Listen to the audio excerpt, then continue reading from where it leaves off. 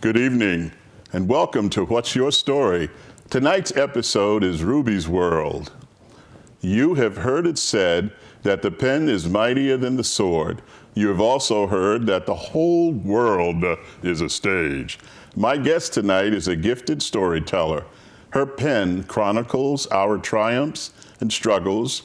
Her acting and directing skills puts them on display on public stages for us to heal, learn, and grow from those experiences.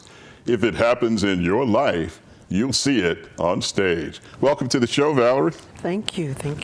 Glad to be here. Good that you could be out here this chilly January day. Mm-hmm. You know, would you please tell our audience a bit about yourself? Like, where were you born and where did you go to school, college, types of professional training? So let's start with where you were born. Well, I'm a New Britain native. New Britain. New Britain with roots in North Carolina. Okay. I went to school locally and attended New Britain High School. So what was the mascot? I always ask everybody that. Is a golden hurricane. I'm a proud alumni. A golden hurricane. Yes, it is. All right. Went to school at Tunxus and CCSU. Okay. Majored in psychology there. Raised my family in New Britain. We still are in New Britain. Still right there. Still here.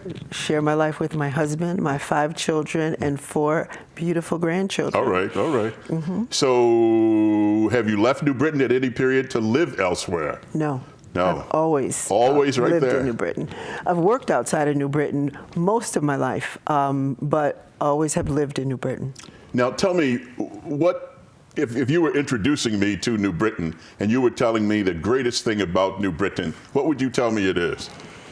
The New Britain High School Marching Band. The New Britain High School Marching Band. Without a doubt. Out of doubt, out of sight. Mm-hmm. All right, okay. You know, you've said that from your earliest days, your life revolved around the church. Please explain exactly what that means and how did that affect you? Well, when I was coming up from, I'm going to say 5, 6 years old, the church was a mecca in my life. And for the people that I grew up with, everything that could be done was done at church. So it was my earliest exposures to choirs, to dance, to the arts, plays, poems, poetry, so much was right there in a church. And it seems like we were there every day of the week doing something. But it helped mold who I am today. And my earliest foundations and memories are of the people that I shared my life with, but that it was a safe haven, that was provided so much exposure for different things that during that time coming up, I never thought how it would relate to my life and who I am as an adult today. Now, the church that's true in so many African American communities and other communities, that the church is a center. As a young woman growing up in the church, did you see the art, the music, the storytelling that would at some point make you who you are today professionally? You see that stuff going on all the time? I certainly did. Yeah. I did. In the pastor's sermons, right? No. No. In the art forms that I was exposed to. Okay. Where looking back, I would sit as a little girl in awe of Mina McDo, who was one of the elders of the church, on how she could recite poetry, and I could hear the depth of her voice, and it fluctuate, and I used to just sit in awe, listening to her recite, and I didn't know that I could do that, but just was mesmerized about how people could, with storytelling. And storytelling was always a part of my family. Our family African tradition, yeah. Really is, and this is how we, to this day, keep knowing who we are, where we come from, is telling stories. I just was with my granddaughter Saturday, and we were doing a family tree, and we were looking at a book from our family bicentennial and matching up names. So Yeah, it was yes. wonderful to give that to her as well. So stories are just a wonderful part, again, of African American history and how we keep things together at a time where, if you look back in history, we couldn't write down things in books. Absolutely. So we guarded those secrets with our lives. Absolutely, yeah. What church was this, if I may ask? I attended Spotswood Amy Zion Church in New And tell Britain. them what AME stands for. African Methodist Episcopal Yes, indeed. Zion Church. So, and do you remember how big the church was, or? It was a huge church. I don't know how many Yeah. people attended the church, but the church was always a large church. I mean, you singing in the children's choir. Again, 5, 6, 7. Everyone who was in the neighborhood went to the church. Now, it has been my experience growing up in the church that the women actually ran the church. Was that true in your experience? Indeed, they The did. women actually ran the place. So that was your experience too. So you Yes. got exposed to women being in positions of authority and power, running things. Definitely, but keep in mind, here's a little girl that's involved in activities and not really realizing that I would become one of these women. Absolutely. And the kids that I grew up with, that we would become these women later on in life. Absolutely, absolutely. Now, when I met you initially, we talked about the fact that you had some problems because of your skin color. Tell us about that. What happened there? Well, you think of the 70s, it was a time of powerful movements. It was a time of revolutions that went on, and it was simply a white and black world. That's just what it was. And my skin tone color was lighter than everyone in church.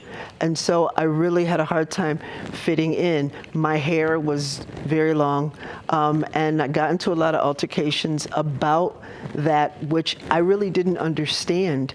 And it took a long time for me to be comfortable with who I am and to understand how I got to be where I am, and to look at my family history and heritage to understand the skin tones that are beautiful hues. The rainbow people. From the darkest mahogany to the lightest color, but we all are of the same blood. Now, being a young person having to deal with an issue like that, right? When you were going through that, what role did the church play in helping you to adjust to that and deal with that?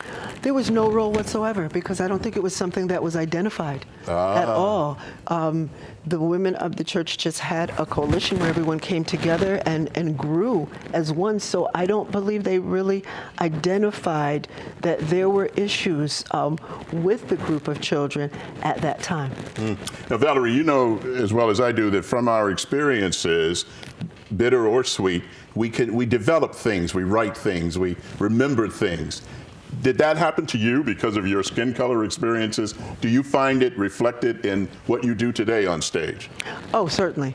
I do. Oftentimes in the plays that I write, there are the actors or actresses themselves, their complexion fits a role to show that there still is stigma between a light person and a dark person to this day, not just in African American communities, but in Caribbean communities, in Spanish Brazilian, communities. yes, It's yeah. still the same thing, where people are pitted against each other or perceived as prettier because they're lighter and uglier because they're darker, when that is, from my point of view, has no bearing. Sort of the house slave and the field slave Yes. mentality. Indeed. The lighter your skin, the closer you were to the master, so you were in the home, and the darker your skin, you were in the field.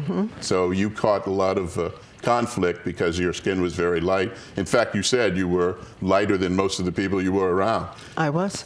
That's amazing. You know, to actually have somebody here who's willing to be honest and go on the record and talk about that, because it's not spoken about too much. Oh, no. I can remember looking at pictures of Angela Davis, Yes, and I wanted an afro. yes. My hair was very long, and when I got about 14, I cut my hair off. And I was so proud of that I could wear it in an afro form and cherish that point in my life, because that was a celebration Yes. for me. Got a lot of flack about cutting my hair, Yeah, but yeah. it was certainly a movement for me personally. Now, you've told me that you were a Coley kid. What is that? Please tell our audience what a Coley kid is all about. Well, as we spoke about, I grew up in church, and there were phenomenal women in my life that helped who I am today. Yes. And they probably didn't know that I was looking at them. The unsung heroes, Connie Collins, Emma Pierce, Janice Edwards.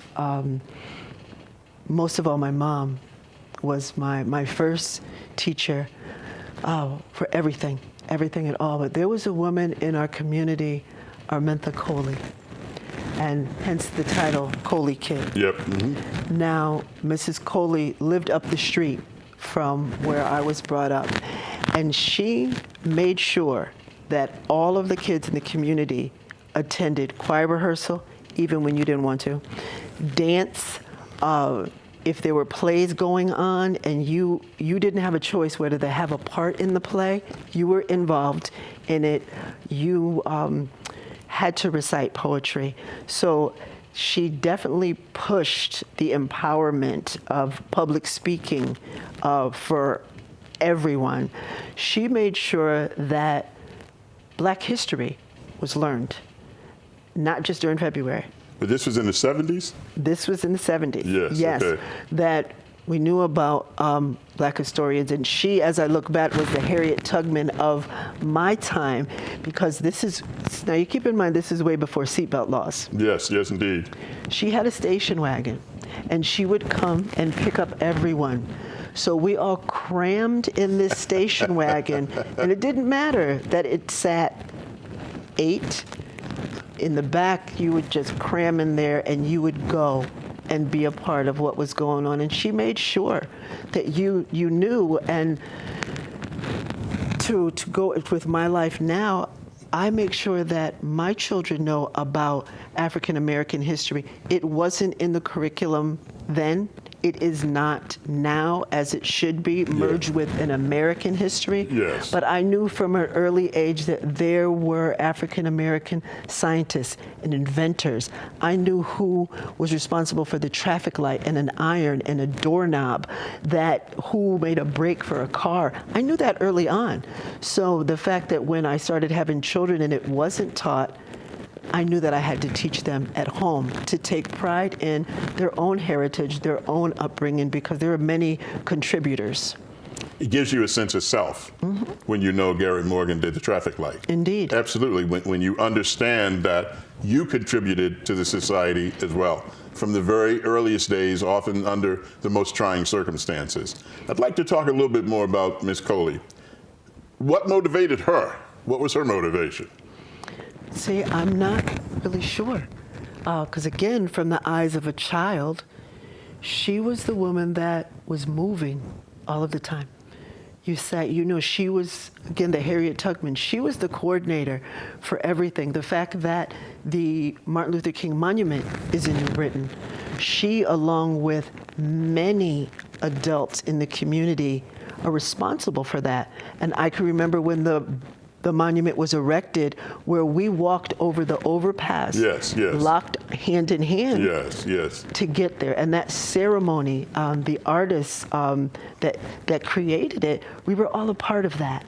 So she was just so instrumental in everything that went on. Now, that's interesting, because I've driven past that memorial in New Britain to Dr. King.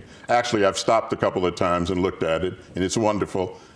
But you never know the story behind it. And I'm so happy that you were here to share that story about some of the people behind making that happen, because it just didn't happen out of the sky and out of the largesse of somebody's heart. People had to fight in order to make sure that that was put there, to pay homage to a person who tried and did change the world, I believe, not just the United States, for the better. That's an amazing thing. If you stop and go to the statue, and look on the back, there are names of all the people who've contributed to make that happen. Wow. And then there are bricks along the way that also have names of contributors.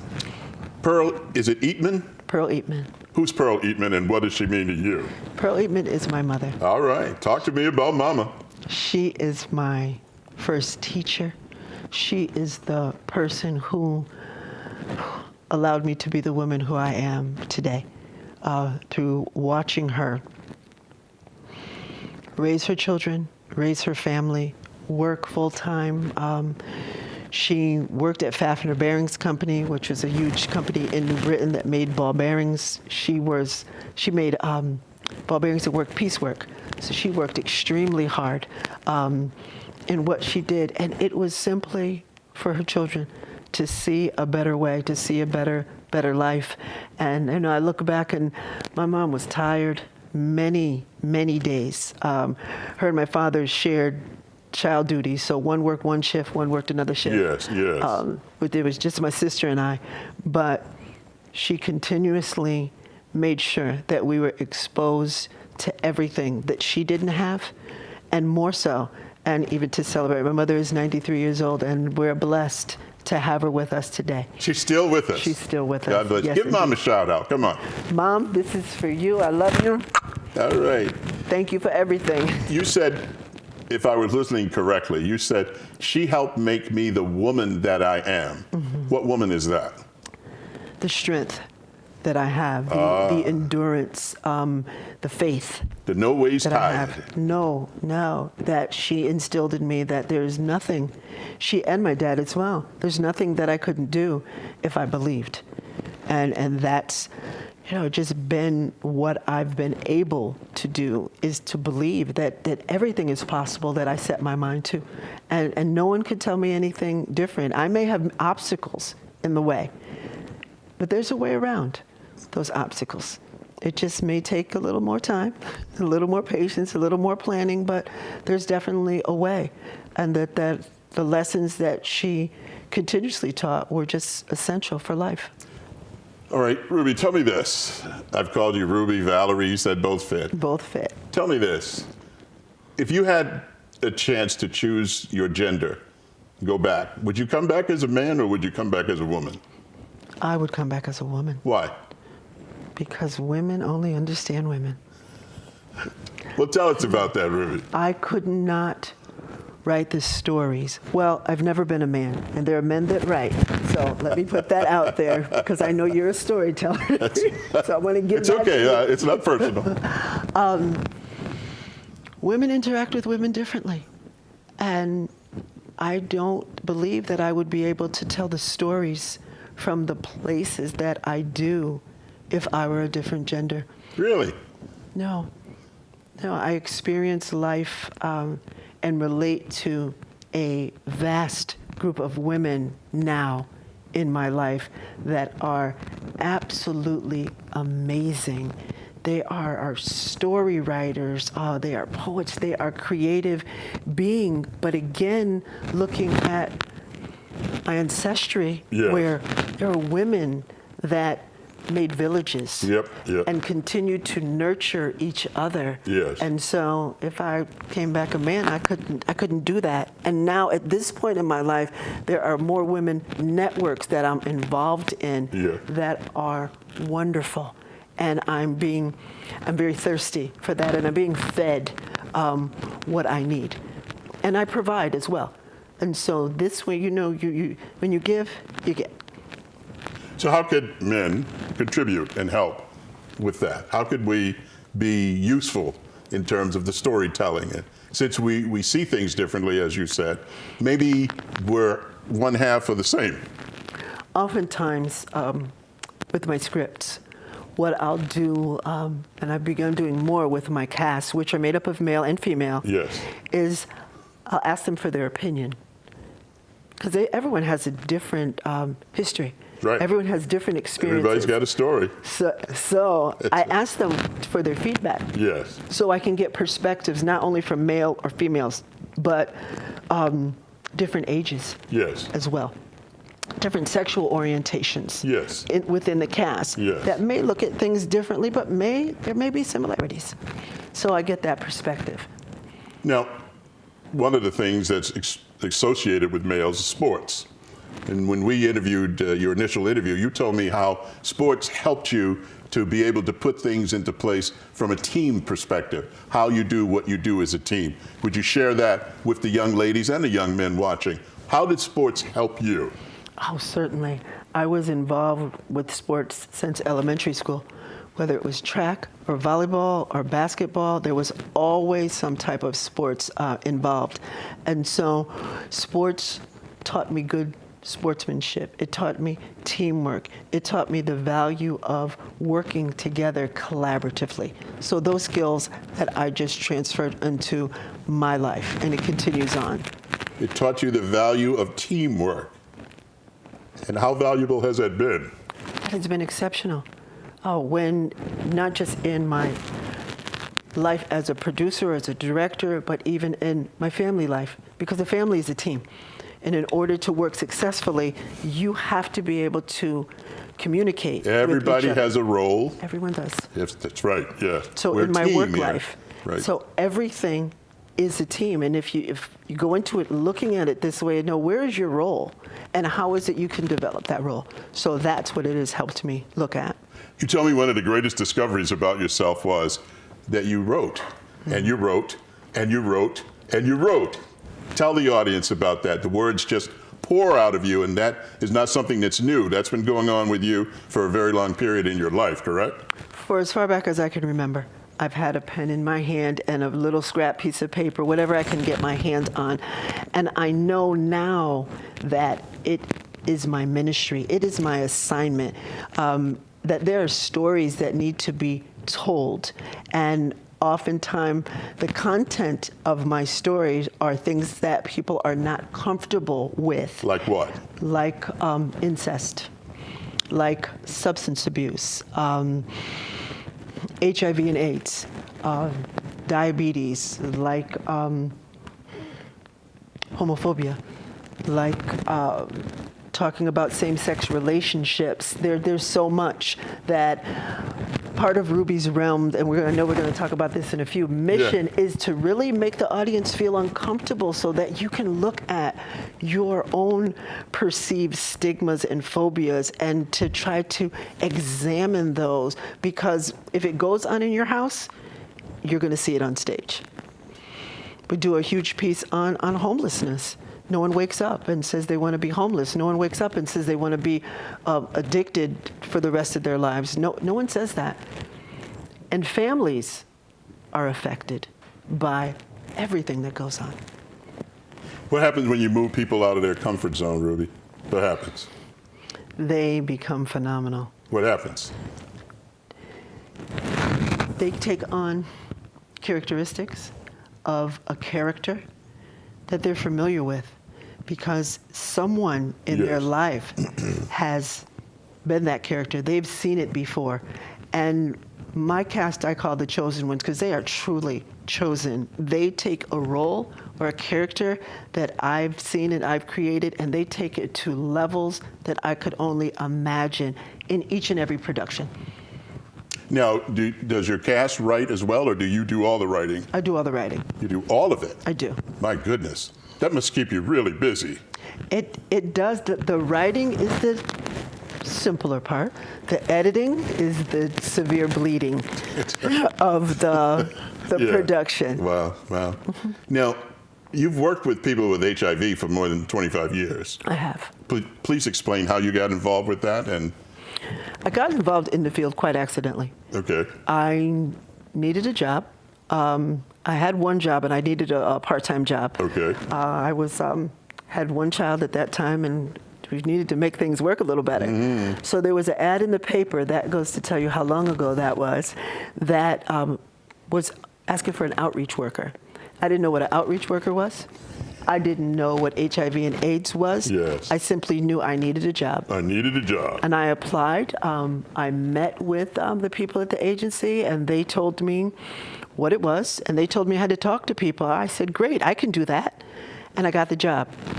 So the job program was called Women and Children at Risk for HIV. Yes. That was not what the job was. The job was simply working in an outreach position with sex professionals in New Britain. And at that time, they said that there were 5 sex professionals. During a 5-year period that I worked that job, I came in contact with 105 women who worked the streets of New Britain. Boy. They were the most amazing individuals that had stories that continue to be threads of my life to this day. What is Ruby Realm Productions? What is that? Ruby's Realm Production is a vessel. To do what? It's a vessel to tell stories. It's a vessel to tell people that you're not alone in things that you go through, that there's help available, that there's no shame in going through different experiences. There's healing that goes on. So it's a vessel of education, awareness, of hope, with a wake-up call, because as I said, even with HIV and AIDS, everything affects individuals, families, and communities. Wow. Gee, I could go on with this forever, but that's all the time we have for tonight's show. My thanks to my guest, Valerie Ingram, for sharing her story. Thank you for tuning in. Our stories are as different as each snowflake and are as beautiful and numerous as the stars. Everybody has a story. What's yours? Until next time, good night.